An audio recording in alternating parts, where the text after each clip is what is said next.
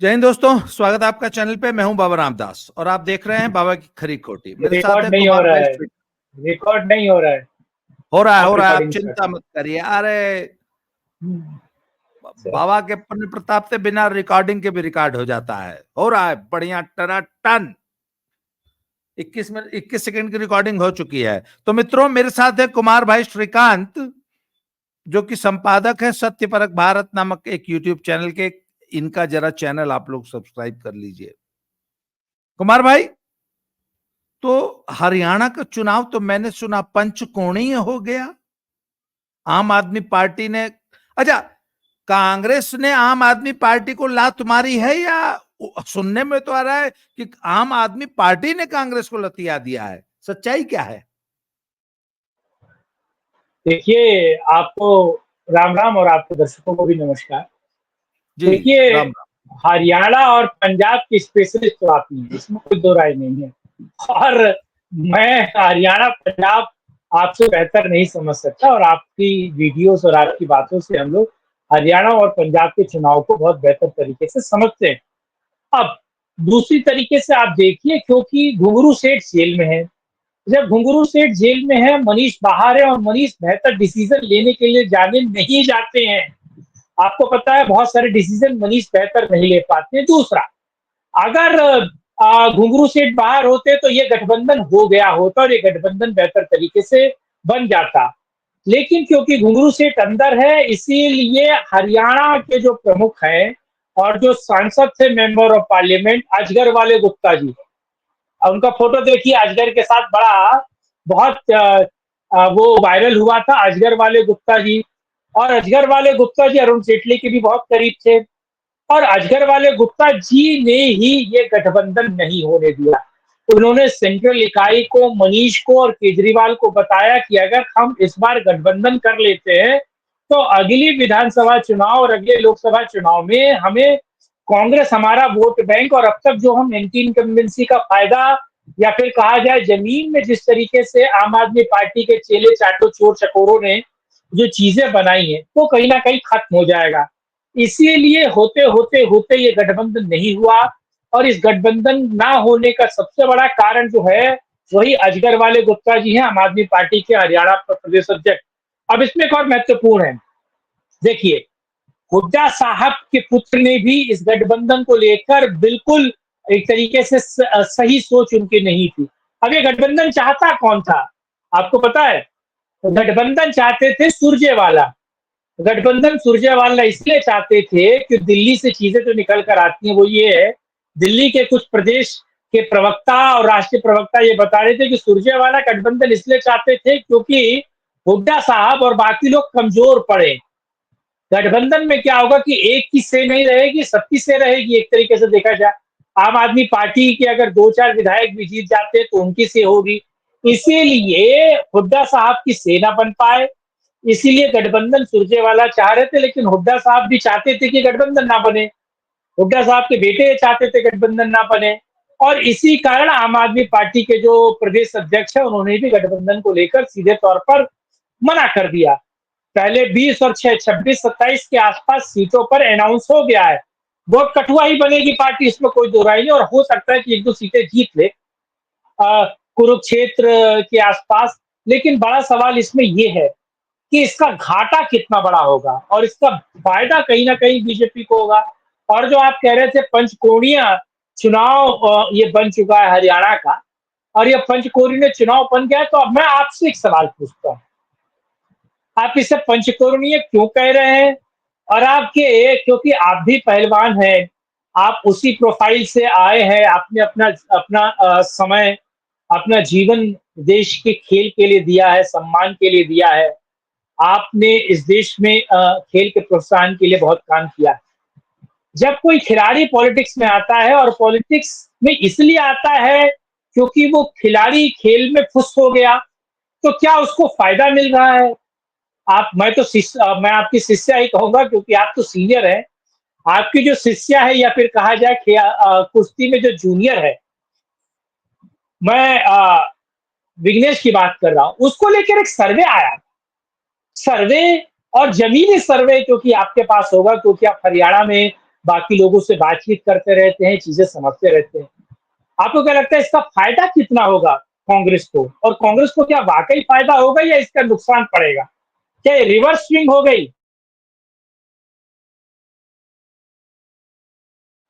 Muted है जी। India India TV ने एक सर्वे किया है, ऑनलाइन सर्वे, और हरियाणा में जो ये जाट बेल्ट है इसमें वो मुख्यतः वो सर्वे हुआ है कि विनेश फोगाट के आने से क्या कांग्रेस को लाभ होगा। तो लगभग 75% रेस्पोंडेंट्स ने कहा है कि कोई लाभ नहीं होगा। 20% कहते हैं लाभ होगा, बाकी 2-4% कहते हैं कह नहीं सकते। देखिए, मैंने बोला ना कि ये विनेश फोगाट एंड बजरंग पूनिया, साक्षी मलिक, ये सब फूके हुए कारतूस है, नंबर 1। और कांग्रेस पार्टी ने विनेश फोगाट को बेवकूफ बनाया है। मैंने बोला कि हर पार्टी जब अपना स्ट्रेटेजी बनाती है तो वो अपनी सीटों को 5 किस्म की सीटों में बांटती है। वह सीटें जो उनका गढ़ है, जहां हम श्योर शॉट जीतेंगे, वह सीटें जो हम पिछले चुनाव में हार गए थे पर उससे पहले 3 बार जीत चुके हैं, वह सीटें जो हम बहुत कम मार्जिन से हारे हैं, 1000, 2000, 3000 से हारे हैं। ये अलग अलग वर्गीकरण होता है। उसी तरह कुछ सीटें होती हैं जो हम पिछले 25 साल से नहीं जीते, ऐसी सीटें होती है। तो जुलाना ऐसी ही एक सीट है। सच्चाई यह है कि जुलाना सीट में न तो भाजपा का वोट है न कांग्रेस का वोट है। भाजपा कैंडिडेट कई बार वहां से 500 वोट लेके निकला है विधानसभा में।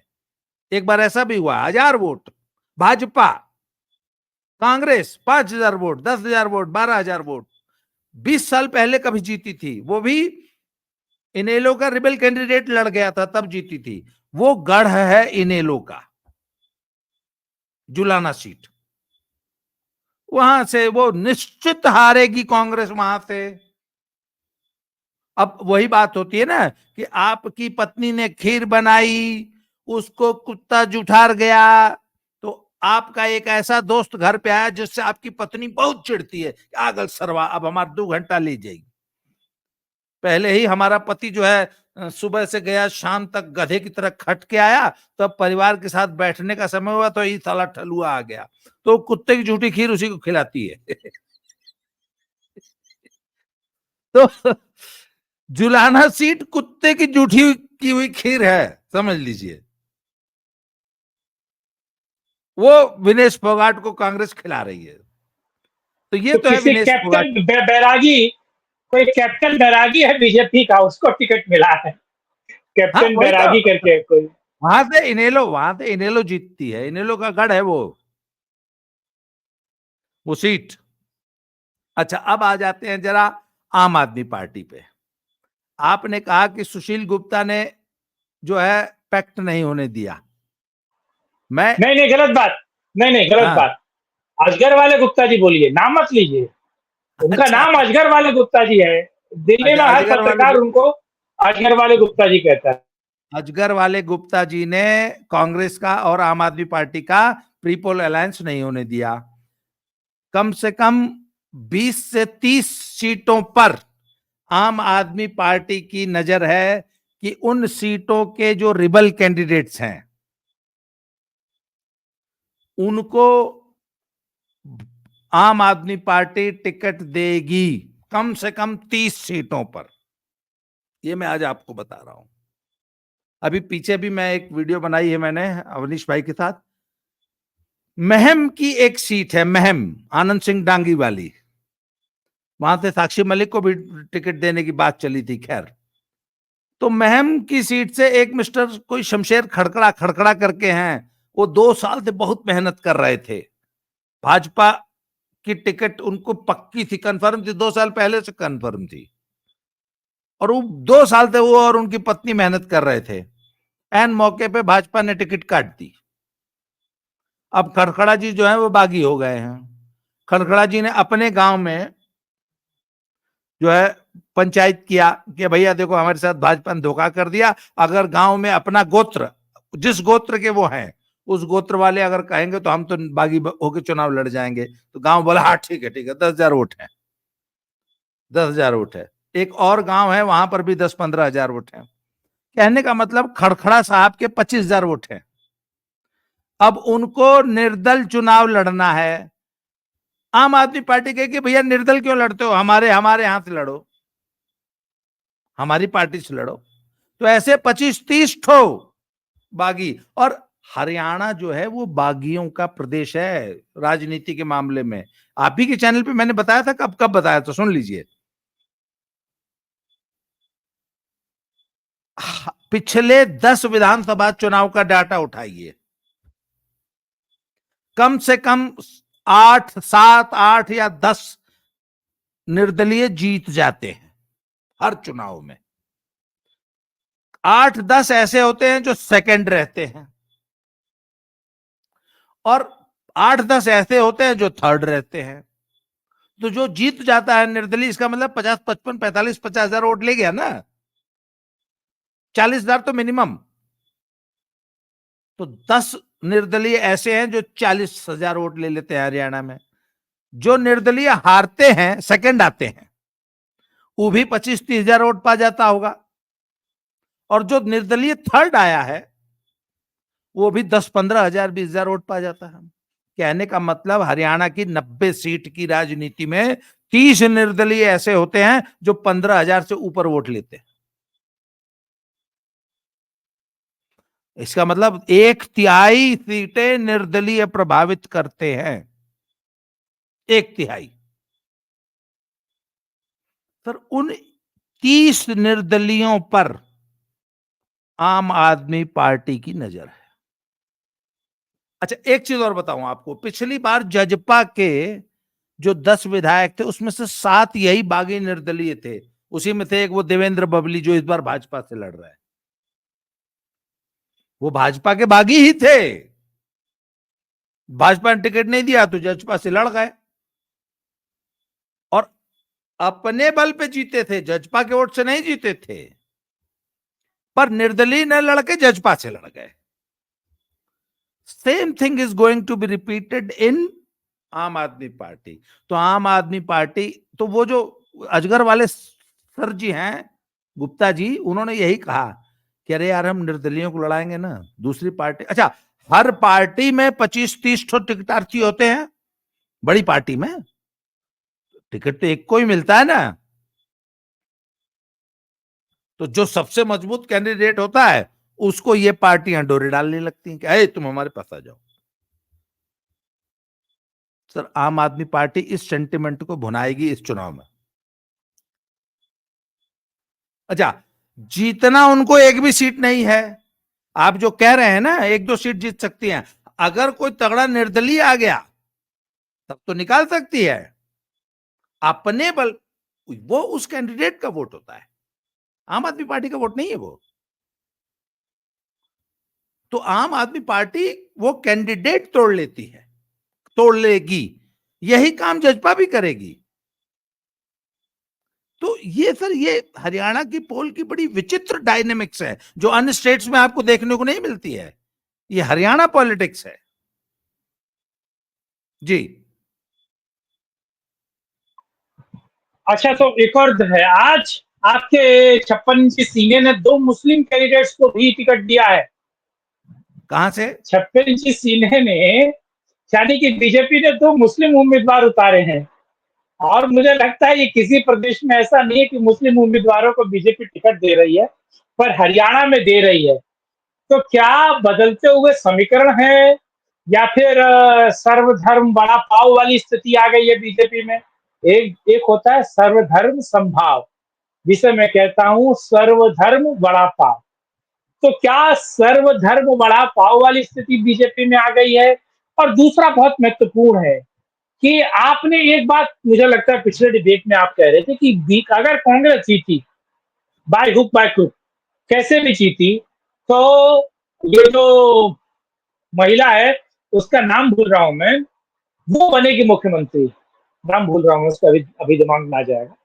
हरियाणा में जो है दलित, वो बनेगी शैलजा, मुख्यमंत्री। हाँ, शैलजा जी। शैलजा, कुमारी शैलजा। हाँ, कुमारी शैलजा। लेकिन दूसरा ये है कि तमाम दिल्ली का मीडिया और हरियाणा का मीडिया ये चला रहा है कि हुड्डा साहब ने राहुल गांधी को साथ लिया, हुड्डा साहब ने कांग्रेस की राजनीति को सेट कर दिया, हुड्डा साहब ने पूरे के पूरे कांग्रेस को अपने कब्जे में ले लिया, हुड्डा साहब अपने हिसाब से टिकट दिलवा रहे हैं। तो ये कॉन्फ्लिक्ट कैसे हो रहा है?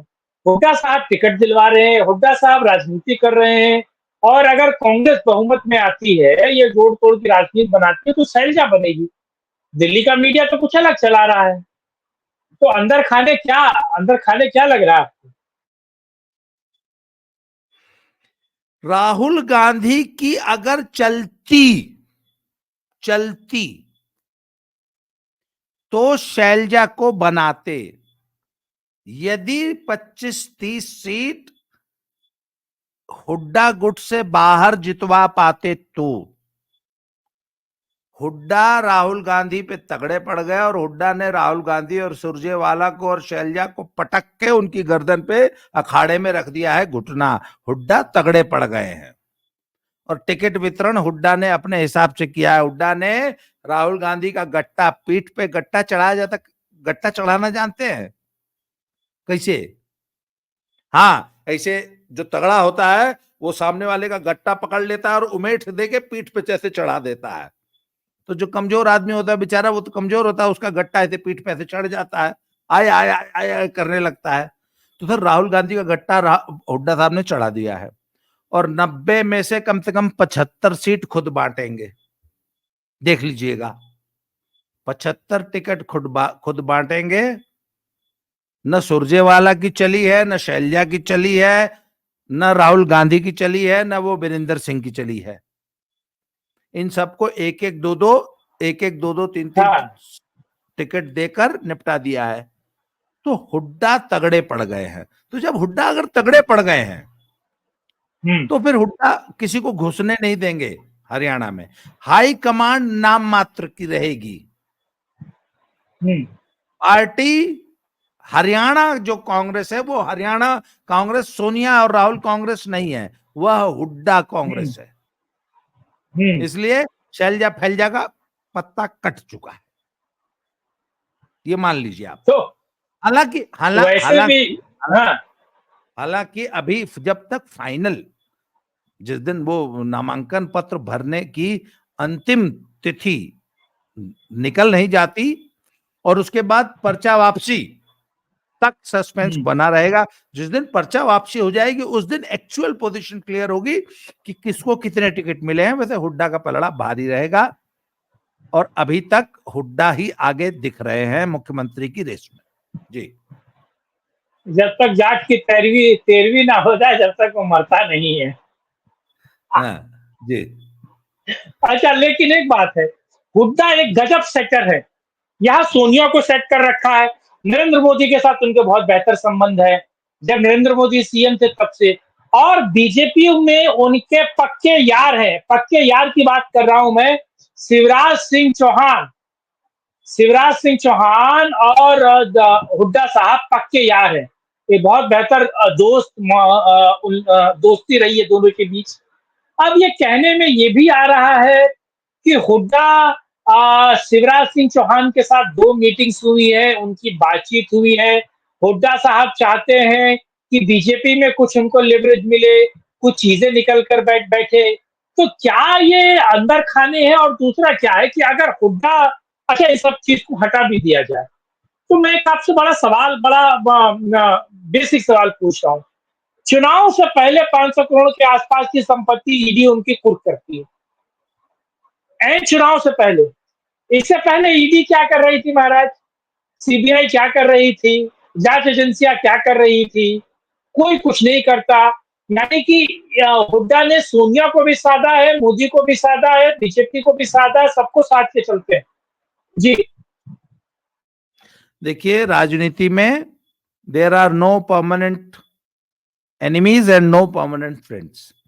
राजनीति में रोज नई बिसात बिछती है, रोज नई शतरंज बिछाई जाती है, रोज नए समीकरण बनते हैं, रोज नए समीकरण बिगड़ते हैं। इसलिए हुड्डा बीजेपी को साध के चल रहे हैं, ये कहना उचित नहीं होगा। बीजेपी हुड्डा को साध के चल रही है। बीजेपी तो बहुत दिनों से हुड्डा के सामने गाजर लटकाए हुए थी कि तुम, अच्छा, हुड्डा बीजेपी ज्वाइन कर ले तो बीजेपी के लिए में हुड्डा के लिए कुछ गुंजाइश नहीं थी।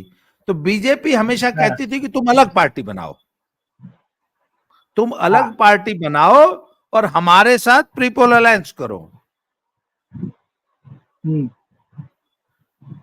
तो अब देखिए अंदर खाते क्या हुआ है, क्या समीकरण बने हैं, ये मैंने कहा ये सस्पेंस तब तक बना रहेगा जब तक नामांकन वापसी नहीं हो जाती। जब नामांकन वापसी हो जाएगी तभी पिक्चर क्लियर होगी, तभी हरियाणा की पिक्चर क्लियर होगी। लेकिन आज की पिक्चर क्लियर है कि वो जो फोगाट है उसका ज्वाइन करने का कोई फायदा नहीं है, बल्कि बैकफायर कर गया है। बीजेपी के लिए बेहतर स्थिति हो गई है।